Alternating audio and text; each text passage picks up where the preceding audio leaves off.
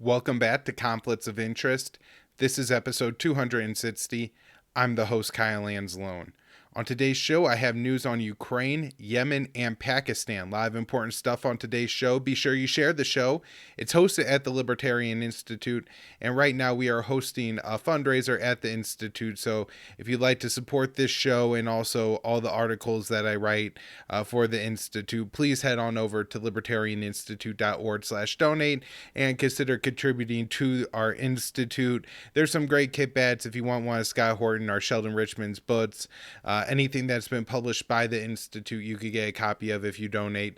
Also, muds and Libertarian Institute bags. So a lot of great kit bats that you could get when you support. But of course, the best kit bat that you're going to get is the work that I'm putting out, either with this show or all the writing that I'm doing. So libertarianinstitute.org/donate again if you could support the show. If you're just listening to the show, I really appreciate if you could share the show or at least subscribe to wherever you're listening, and then or whatever you could do to just promote it. We are breaking through more and more on the algorithms, like on YouTube, and so we're generating more new listeners, more subscribers, and everything like that, the more people who like the show. And so if you're listening right now on YouTube, go ahead and just hit the like button. We usually only get like 10% or so of the listeners who actually hit the like button. We could do a lot better than that. So if you could, please go ahead and like the show. And again, that has helped to get the show seen by more people on YouTube and add new subscribers, listeners, people who are hearing this message. So either through the Institute or just by liking, sharing, subscribing, please support the show. I'll just mention too that the sponsor of the show is Paloma Verde, PalomaVerdeCBD.com. Promo code PEACE. If you like CBD and you want to help the show, this is a fantastic way to do it. They have high quality CBD products at Paloma Verde. The shipping is great. It's fast. The prices are good there. You get 20% off when you spend $75 or more and use the promo code PEACE.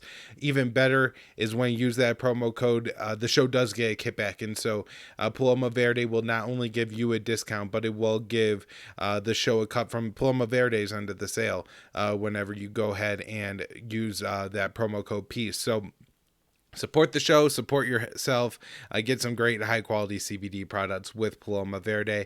Now let's get into the show. And I think the most substantial thing that I have to talk about today is this crazy admission from Ken Delinian at NBC News, where he points out that the U.S. intelligence community is waging a information warfare campaign. I guess they claim that the target is Russia, but the target is also the American people, as our mainstream media is reporting these false claims from the U.S. intelligence community and the White House that are coming out. And so Ken Delinian, of course, was previously fired by the LA Times because he was legitimately running his stories past the CIA before he published them. He was straight up a propagandist. This is one of the things that you can't have in the media. And yet, he ends up at NBC News and just making tons of money, I'm sure, and continuing to do the same old thing. And so there's been a lot of coverage of this. Caitlin Johnstone has a very good article out on it. Bronco March Teached at Salon has another good article. I've read a few more, but those are two that kind of stand out. But here I have Dave DeCamp's write-up on it at antiwar.com. He titles it U.S. Publicizing Bad Intelligence and Information War Against Russia. Dave writes, in recent weeks, U.S. officials, including President Biden, claimed that Russia was considering using chemical weapons in Ukraine. But three officials told NBC News this week there is no evidence Russia has moved any chemical weapons near Ukraine, and that the claims were part of an information war against Moscow. The U.S. officials said that the Biden administration has been sharing declassified intelligence that wasn't rock solid, and the rock solid's a quote. The NBC report said that multiple U.S. officials acknowledged that the U.S. had used information as a weapon against Russia, even when confidence in the accuracy of the information wasn't high. The report from Delinian said the U.S. has used low-confidence information like chemical weapons claims as a deterrent effect. One official told NBC that by sharing the information, the U.S. is just trying to get inside Putin's head. Another example of the U.S. sharing bad intelligence is the claim that Putin is being misinformed by his advisors about the war in Ukraine, which first surfaced in the media reports last week. Two U.S. officials told NBC News that intelligence about Putin's inner circle lying to him wasn't conclusive and was based on more analysis than hard evidence. In another deceptive intelligence release, the U.S. and Russia would view providing MiG fighters to Ukraine as escalatory, which bolsters the Pentagon's position not to transfer the planes to Kiev. But two U.S. officials said that was also true for Stinger missiles, which the U.S. Allies have given to Ukraine. A European official and two U.S. officials said that the claim that Russia asked China for military help lacked hard evidence. Both Beijing and Moscow strongly denied the claim after it spread through Western media. The NBC report said that it was declassifying so much intelligence the Biden administration was able to publicly predict Russia's invasion of Ukraine. But during the lead up to the invasion, Western media reports have been full of other unsubstantiated claims about Russia and Ukraine. And one important example of that is the false flag attack that, of course, never came. And so, after Russia invaded Ukraine, there was a lot of, the U.S. government was right about it. Well, the U.S. government said a lot, and a lot of it they were not right about too. And the fact that Russia did end up invading Ukraine was maybe in part because of the information warfare against Russia by the U.S. and all the consequences of that. I'm not just saying that information warfare alone is enough, but constantly claiming that Putin is going to launch a false flag is going to have certain effects in the United States politically, encouraging the American people demanding more that their government sanction Russia and provide more weapons to Ukraine. Same is true for other Western states. It's going to maybe increase the level of fear, concern, paranoia in the Baltic states and Poland and other states closer to Russia's border. And that's going to have certain implications for NATO policy. And, look at this as well as some of these lies are about China. And so it could have an important rift and create more tensions in China's policy. It could also provoke China, I think, to act more in line with Russia than they otherwise would if the U.S. is waging an information warfare campaign against them. However, I think in a lot of ways, the true targets of this information warfare is the American people. Who believes what Joe Biden says more than the Americans? And I think the answer is absolutely no one. This isn't meant to, I don't think Putin is really having his head messed with, but when the American people hear, the president of Russia won't even trust his advisor, that this war is going bad, he's living in a delusion and unreality and all, it really contributes to the whole narrative that Putin is crazy, Putin is Hitler. And so they are feeding this to the American people through their, proxies in the mainstream media, and they're outright lying to you. Nobody's going back through now. They're not embarrassed. They're not going back through to correct this. Dave DeCamp has an excellent thread on Twitter how most of the news agencies are kind of happily reporting that they're involved in this information warfare, even though the truth and the opinion of the American public are certainly casualties of it. All right, so now we got some couple stories here on just what's going on inside of Ukraine. This again from Dave DeCamp on April 6th. The Pentagon says Russian forces have completely withdrawn from areas near Kiev and Chernihiv. The Pentagon says Wednesday that the Russian forces had completely withdrawn from areas of northern Ukrainian cities, as Russia assault is now primarily focused on the eastern Donbass region. And this is what Pentagon officials told reporters. We are not showing Russian forces around Kiev or in the north of Kiev. We're also not showing Russian forces in or around Chernihiv.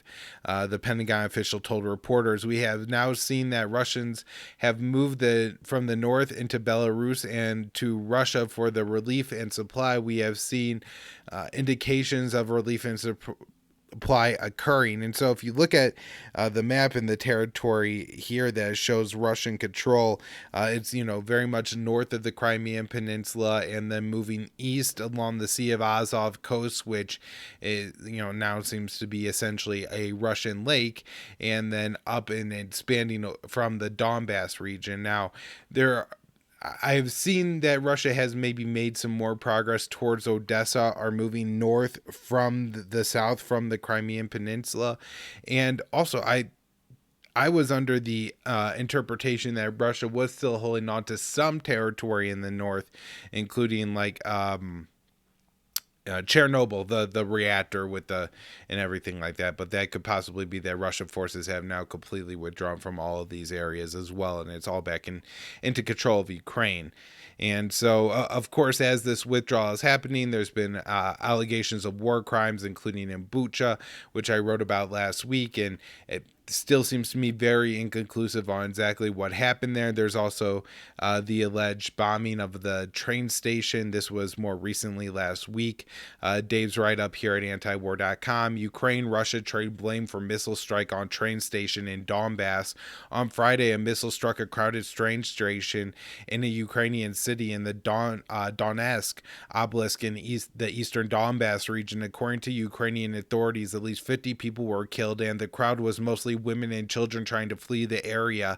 Ukraine and Russia have traded blame for the attack, which is under the control of the Ukrainian government. Ukrainian President Volodymyr Zelensky said that the Russian military deliberately struck the train station while Russia denied it was responsible. The governor of Donetsk said that thousands of people were at the station during the missile strike. As a resident of the Donetsk region, we are being evacuated to safer regions of Ukraine.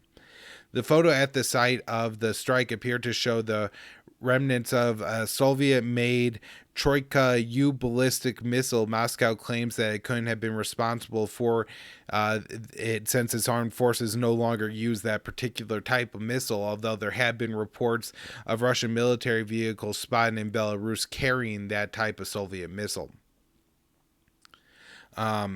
So then, according to the Russian news agency, on March 16th, Russia's mission to the UN sent a letter to the UN Security Council and UN General Assembly, said that it should be noted that the Troika U tactical missiles are not in service in the Russian armed forces. And so, maybe Russia is planting the seeds here that they're going to use these missiles, to deliberately kill civilians, possibly. Maybe they're going to use these particular missiles in strikes that are more questionable or something like that.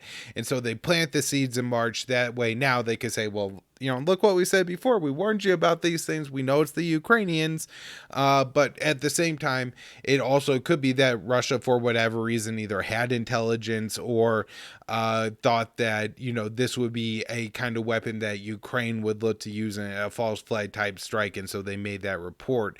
According to RT, Russia's defense ministry claimed that Ukraine fired Troika U at the train station from the city of Dornopol, which is about 28 miles southwest of Kramatorsk, which is the city that was hit. A senior Pentagon official told Reuters that the U.S. believes Russia carried out the attack using the missile, and the official said that Russia's motive for attacking the station was unclear. And so sometimes, there is, I think, a reaction to use from even the anti-war, anti-interventionist community to use like the same argument in Syria, which is, attacking these civilian targets are going to increase the Western support at the very least, but potentially, even escalate what the West is willing to do in Ukraine. And so it doesn't make sense that Putin would do this. I think, this being a little bit different than a chemical weapons attack, in that it is just a physical missile that was used here. And so it's not that distinct of a difference between, if they had hit with a different missile, I think. And look, the West has been complaining about all kinds of war crimes committed in Ukraine, like the theater in Mariupol or the hospital in Mariupol, all these kinds of things. And so, like they could have carried out this false flag. That's entirely possible. But at the same time, just because, it doesn't mean that it wasn't Russia, just because it doesn't seem like Russia has a whole lot to benefit from this. I think there's other explanations from the Russian side. Incompetence would be one. Mistakes would be two. Maybe they're trying to scare civilians out of these areas, and so they took a educated, they made a calculation that if we, kill 50 people here, then it'll drive all the civilians out and it'll resolve the problem. I mean, that's absolutely horrific, but it could be like that kind of rational, quote unquote, calculation that they're trying to make here. But my guess would be more towards that if this was Russia, it would be chalked up to incompetence or a mistake than an intentional strike. Because even as the Defense Intelligence Agency, the one of the most important intelligence agencies in the United States, has said that Russia isn't waging all-out bombing campaigns on Ukrainian cities, and they're holding back what they could be carrying out. And so why carry out just this one strike? Now, another possibility is raised by, now heard two people, just in general, not necessary to this specific thing, but Lawrence Wilkerson, who was, I think, a colonel or lieutenant colonel in the military, and then an advisor to Colin Powell, and somebody who is fairly non-interventionist now, and then also the great Dub Bandal of antiwar.com and the Cato Institute. And both of these people point out that Russia lacks non-commissioned officers, and so these are the people in between, the soldiers that do the fighting and the generals that give the orders and things like that. And lacking that particular class of people could create more disorder within the ranks. And, they point out that this could be actually a huge benefit. Say that if you're defending your country, right, everybody just goes to their own, they know what positions to go to, and they're not necessarily relying on command to carry out all these kind of different operations and everything. They're just able to very naturally, defend what needs to be defended.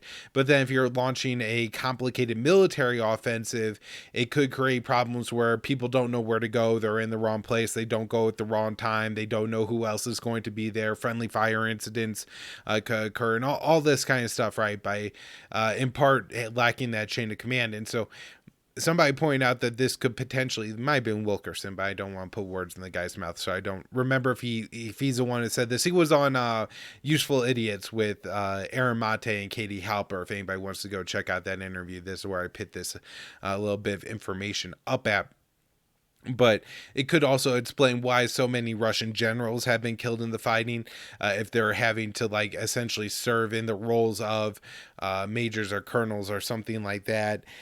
They're far closer to the front lines, and it's putting them, more at risk of being killed just in the warfare. So, but at the same time, maybe Russia just has more generals because their system or something is not quite as big of a deal.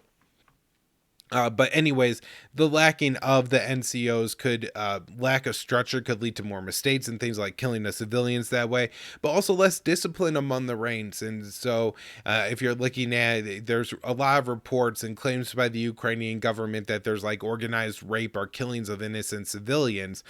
And even if there are some individual reports of, Russian soldiers doing this, part of the reason could be is just there's less structure among the Russian troops that are on the ground in Ukraine. And so they feel more moral authority or have less oversight, and either through the war-related trauma that their country is pushing them into, or because they're just, despicable people to begin with, are now taking advantage of the lack of structure in Ukraine to do terrible, terrible things to people. But at the same time, I am always skeptical of all these reports that there's organized rape or something like that actually going on in Ukraine by Russian forces, because it seems like the Russian government has kind of tried not to wage that kind of war. If you look at what's happening in Tigray, Ethiopia, where the soldiers have gone through, they killed the men, they raped the women. That is a genocidal type of conquest. That's one of the ways that you win that kind of war, is by killing off all of your enemies or destroying their culture and their population to the point where it is going to be so brittled and weakened that you could essentially force them to, make whatever kind of concessions, and they'll be so marginalized in the distant future that you no longer had to worry about them. And so there's reports that hundreds of thousands of people have now died in Tigray. There's even the Ethiopian government said that they had to investigate the video showing their soldiers burning, I mean, a large pile of people. I'm talking possibly scores, definitely over a dozen bodies. It gets hard to tell what's all like a log and what's a leg at some point if you're burning a lot of bodies, but it looks like a lot of people are being burned to death in a giant pile here. And that is the kind of thing that you do see in warfare around the world. But Russia is, I think, waging a little bit more of a counterinsurgency type of thing. Not exactly, but a little bit more, in the sense that they are not trying to just go in, maybe like the U.S. did in the Taliban, in a sense. And I don't even think Russia's trying to overthrow the government in Kiev, but, they're looking to wage a war against Ukraine's military, against their fighters, not against their people as a whole. And, worth remembering, pointing out. Let's see, heavy weapons, more Western weapon sales are going to Ukraine. This from Dave DeCamp, and he writes, the U.S., Britain, and other NATO allies agreed to provide Ukraine with newer and heavier weapons during a meeting between the alliance's foreign ministries on Tuesday. And one thing I wanted to bring up and talk about in this article is how you have like Antony Blinken and Liz Truss, who are the U.S. Secretary of State and British Foreign Minister, respectively. And then also in Germany, I forget the person's name, but all three are far more hawkish, it seems, than the general consensus of their country's leadership against Russia. And this is really disturbing because these are the people that are supposed to be leading the diplomacy. There is an interesting article at Covert Action magazine out today by John Kiriakou, kind of explaining that, there could be some covert negotiations going on, things that, only a few people maybe even know about, like Joe Biden, maybe the director of the CIA, and a couple other people, where he is sending different representatives to different places in the world to have discussions and negotiations with Russia, but very covertly and without any public pressure. And that could, in a way, be good in that there's, fertile ground, and that if, the U.S. is willing to make concessions that would be politically problematic in the United States, going about in this way could allow that diplomacy to materialize to the point that the U.S. and Russia actually have a way to bring the war to an end, and then could, leverage that political momentum against the fact that any kind of compromise to end a war is going to involve people making concessions, and not everybody wants to make concessions, and so that could be a good thing. But yeah, the countries want to provide more heavy weapons. An important escalation, it seems, is the S-300s from Slovakia will be going to Ukraine. This is something that we've been talking about on the show since it was first floated and proposed by the Slovakian defense minister while Lloyd Austin was in Ukraine. Me and Will reported on it, or not in Ukraine, in Slovakia, and giving a joint press conference there. And, they floated it, and it seemed like something that might happen, but now it seems it has. This from Dave DeCamp. He says, President Biden said on Friday the Slovakian government has sent Soviet-designed S-300 surface-to-air missile defense systems to Ukraine. In return, the U.S. is sending Patriot missile systems to Slovakia. I want to thank the Slovakian government for providing an S-300 air defense system to Ukraine, something President Zelensky has personally raised with me in our conversations. To enable this transfer and ensure the continued security of Slovakia, the U.S. will reposition a U.S. Patriot missile system to Slovakia, Biden said in a statement. Announcing the move, Slovakian Prime Minister said, it does not mean Slovakia is entering the war. The donation of the system does not mean the Slovak Republic has become a part of the armed conflict in Ukraine. Ukraine has been pleading with the U.S. and NATO to send S-300s as well as warplanes and tanks. Earlier this week, the Wall Street Journal report the Czech Republic said it had delivered slightly more than a dozen Soviet-designed T-72M tanks. NATO military aid has previously been limited to shoulder-fired anti-tank and anti-aircraft missiles. The S-300 and tank deliveries mark an escalation in Western campaign to pour weapons into Ukraine, and more arms are coming. On Thursday, the Ukrainian foreign minister traveled to Brussels to meet with NATO ministers and pleaded for more advanced weaponry. After the ministry, UK Foreign Minister Liz Truss said NATO members agreed to start providing Ukraine with newer and heavier weapons. And I think this escalation is only going to keep on going. This is very concerning. I was hoping that when they're talking about the mids, that they were really serious about drawing a hard line on the shoulder fired insurgency type weapons, but moving in these S-300s. I don't know what kind of battlefield implication that they're going to have, but if Ukraine thinks that they're going to get them and they could make a difference, it could lead Ukraine to, not accepting a negotiation or a deal in hopes that they'll be able to further change the balance of the war in the future. The U.S. should be working with Ukraine to give Ukraine leverage to keep as much of their sovereignty in their country as they possibly can at this point, after all the U.S. provocations towards Russia has cost the Ukrainian people now so much.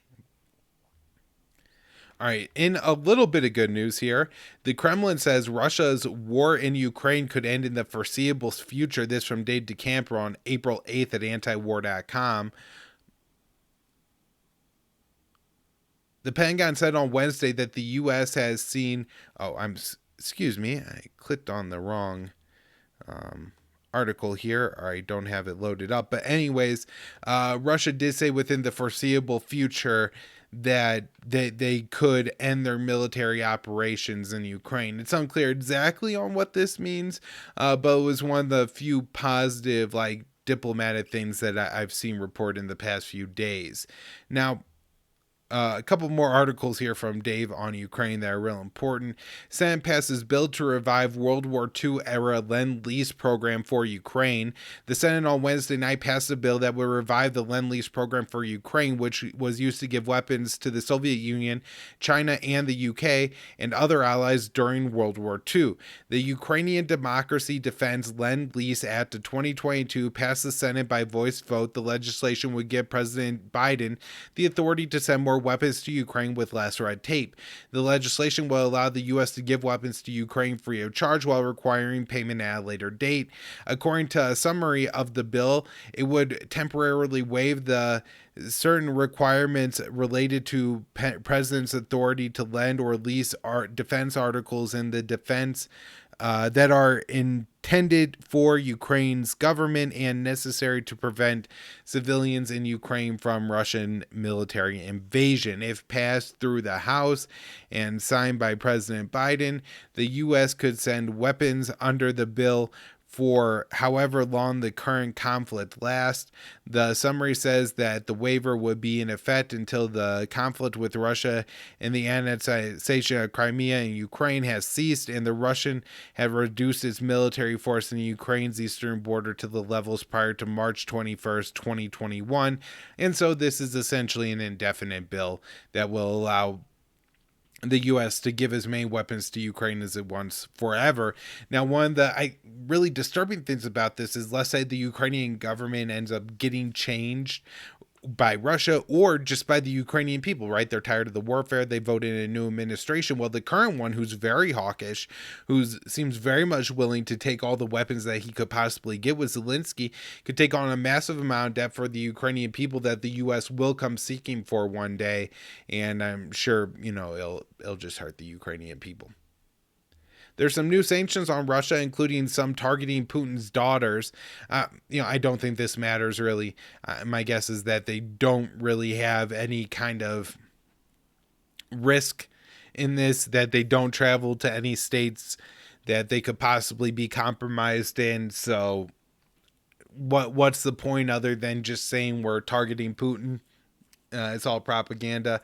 2 Russian baids and a ban on U.S. investments in Russia were also handed out. My guess is that a lot of these were already in progress. Now, there's an interesting note that Dave has here in his article. The UK announced similar sanctions on Wednesday that prohibit investment in Russia and target the Sherb Bank. The British also sanctioned Russian billionaire Moshe Kantor, who serves as president of the European Jewish Council. The EJC said the move was misguided, noting that Kantor hadn't lived in Russia for years. And so, this is what we're talking about when we say hysteria. They're just sanctioning Russian people almost at random at this point, even if they're, Abramov actively aiding the diplomacy in Ukraine, or these other people that just really have nothing to do with Putin or the Russian state as it currently is. A new bill that will target Russian oil, and then the bill that downgrades Russian trade status has passed the Senate. The Senate vote was 100-0. Unfortunately, Rand Paul voted for that.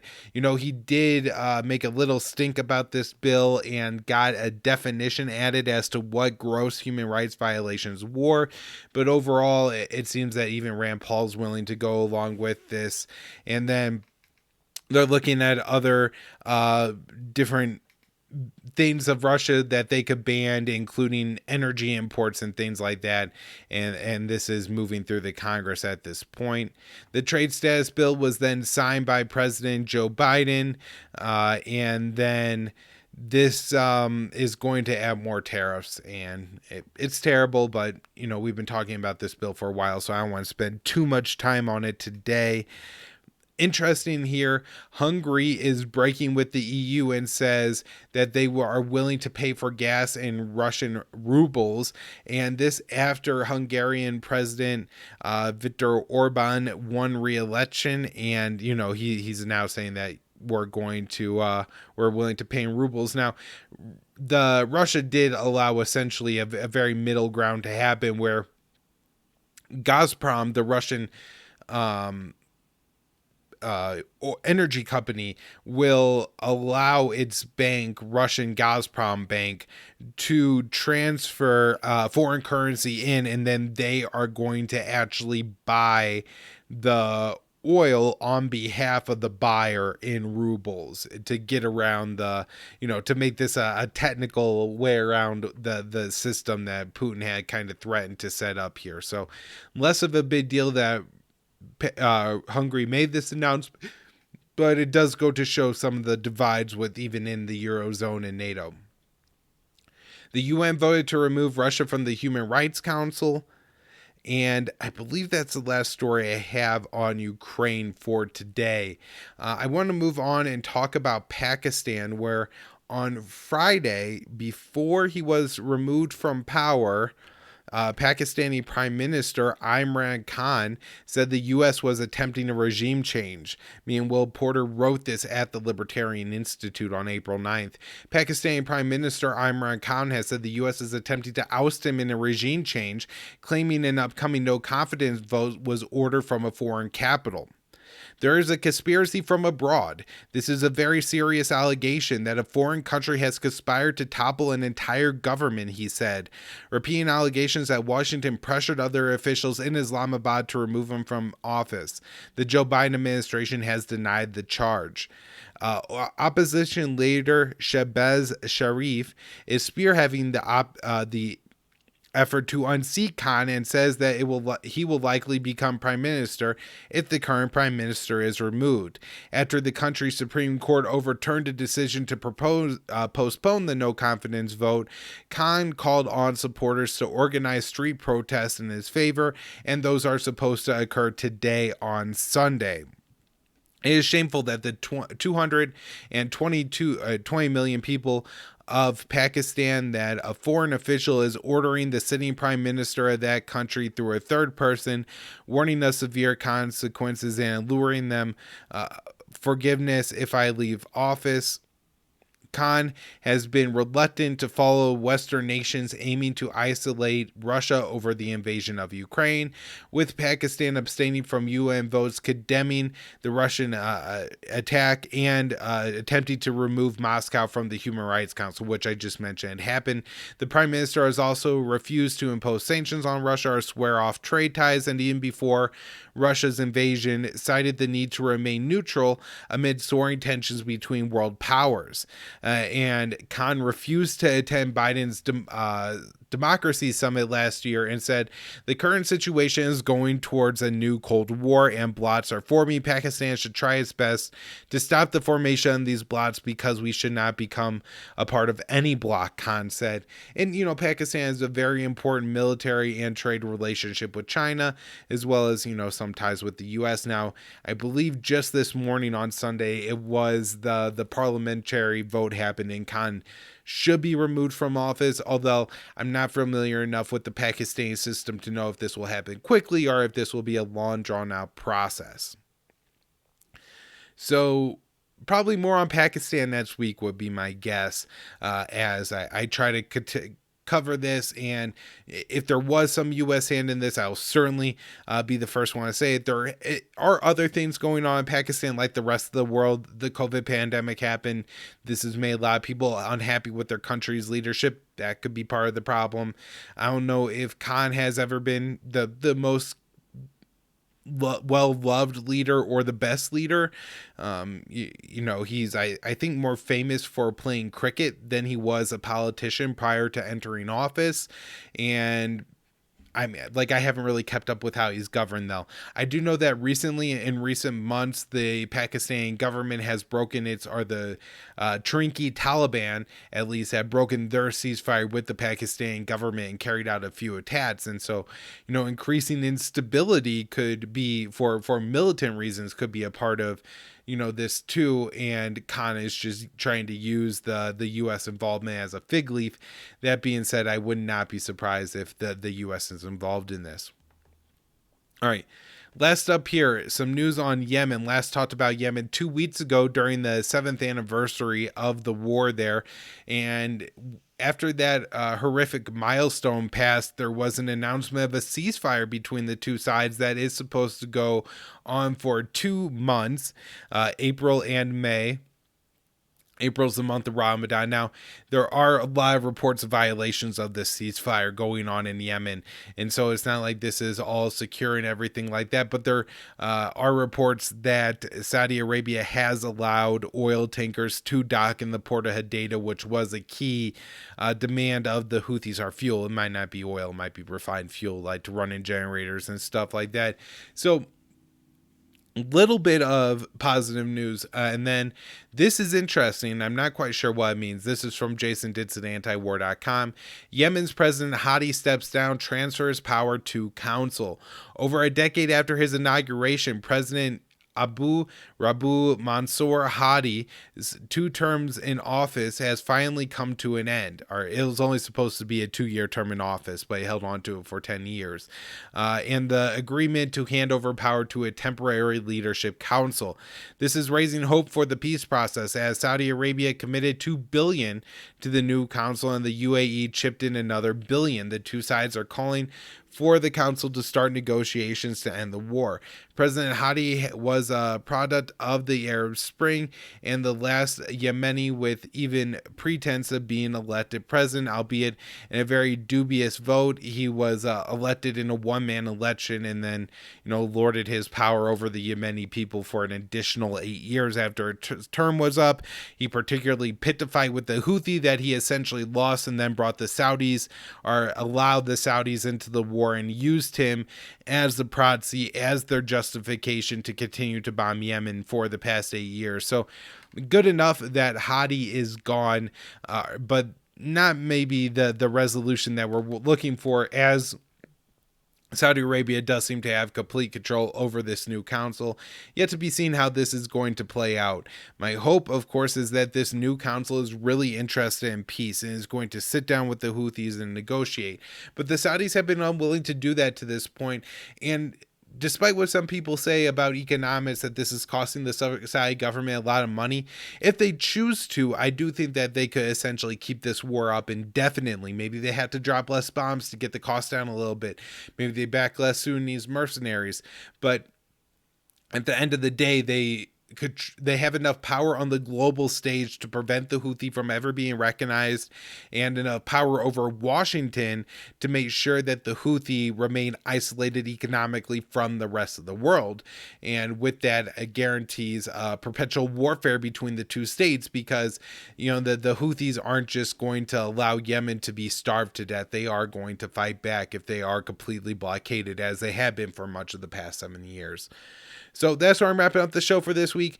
Thanks so much not for the week, it's Sunday. First show of the week. I'll be back with more shows later in the week. Thank you, everybody, so much for tuning in. And if you enjoy what I'm doing, please check out the Libertarian Institute and support our fund drive. Thank you.